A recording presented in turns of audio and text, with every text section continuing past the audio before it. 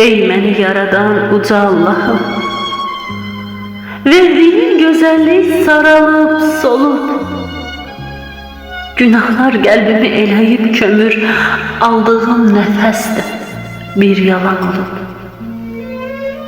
Tövbe etmeye geldim kapına, açarak elimi ben dergahına, bir şans daha istəyirəm mən səndən.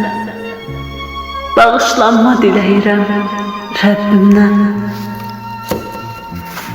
Səndən qaçıb aciz qula sığındım. Gözlərim kör, qulaqlarım oldu kar. Peşman olub huzuruna gəlmişəm. Özümdən sənə şikayetim var. Mən aciz bəndən, azdım yoluma. Öz əlimlə gətirdim öz sonumu. Uydum şeytana, qandım iblisə. Çün mələk cildində görmüşdüm onu. Ayıldım bir zaman, ətrafa baxdım. Nə dostum qalmışdı, nə də sirdaşım. Zülmətin içindən bir mələk dedi: bil sənin Allah'dır yalnız yoldaşın. Dedi get söyle aciz kuluna, çağırır seni Rəbb huzuruna.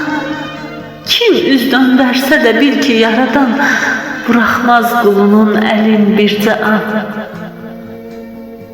Şükürler olsun ya Rəbbim sənə, büyük qüdrətinlə rəhm etdin mənə.